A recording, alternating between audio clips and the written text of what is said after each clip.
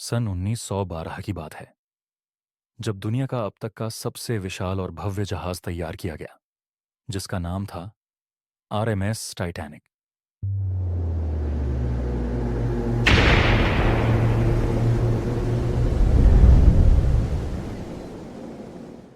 इसे अडूबनीय यानी कभी न डूबने वाला जहाज कहा गया था, क्योंकि इसकी बनावट और तकनीक इतनी उन्नत थी कि लोगों को विश्वास था कि यह कभी नहीं डूबेगा। टाइटैनिक को इंग्लैंड की व्हाइट स्टार लाइन कंपनी ने बनवाया था और यह लग्जरी सुविधाओं से भरपूर था। विशाल हॉल, महंगे स्वीट्स, शानदार डाइनिंग हॉल और एक राजसी अनुभव। यह जहाज अमीरों के लिए एक सपने जैसा था और गरीबों के लिए उम्मीद की एक नाव जो उन्हें अमेरिका में एक नई जिंदगी देने वाली थी।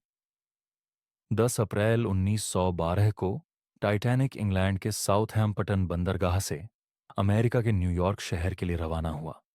उस पर लगभग 2200 लोग सवार थे, जिनमें अमीर व्यापारी, मशहूर हस्तियां, साधारण यात्री और सैकड़ों कर्मचारी शामिल थे। कुछ नाम आज भी याद किए जाते हैं, जैसे कि अमीर उद्योगपति John Jacob Astor, Isidor Straus और बहुत सारे ऐसे लोग जिनकी कहानियां जहाज के साथ ही डूब गईं। यात्रा के पहले कुछ दिन शांतिपूर्ण थे। मौसम ठंडा था, लेकिन आसमान साफ था। सब कुछ सुंदर और सुखद लग रहा था। लेकिन 14 अप्रैल की रात को उत्तरी अटलांटिक महासागर में जहाज की गति बहुत तेज थी और उस रास्ते में बर्फ के टुकड़े, आइसबर्ग, मौजूद थे। रात 11:40 पर एक बहुत बड़ा आइसबर्ग अचानक सामने आ गया। जहाज उससे टकरा गया। टक्कर ज्यादा जोरदार नहीं लगी, लेकिन नीचे के हिस्से में गंभीर क्षति हो चुकी थी। जहाज के कई डिब्बों में पानी भरने लगा। धीरे धीरे लोगों को एहसास हुआ कि टाइटैनिक वास्तव में डूब रहा है। हड़कंप मच गया। सबसे बड़ी समस्या यह थी कि जहाज पर इतने लोगों के लिए पर्याप्त लाइफ बोट्स नहीं थे। केवल लगभग 1200 लोगों के लिए ही नावें थीं, जबकि जहाज पर 2000 से अधिक लोग थे। अफरा तफरी में लाइफ बोट्स को सही तरीके से नहीं भरा गया। कुछ नावों में आधे से भी कम लोग थे।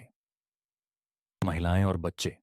पहले का नियम लागू किया गया, लेकिन कई पुरुषों ने बहादुरी से अपनी बारी आने तक इंतजार किया।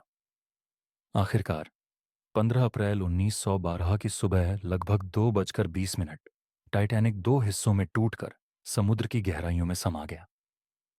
तापमान माइनस में था और जो लोग पानी में गिरे, उनमें से ज्यादातर कुछ ही मिनटों में ठंड से मर गए।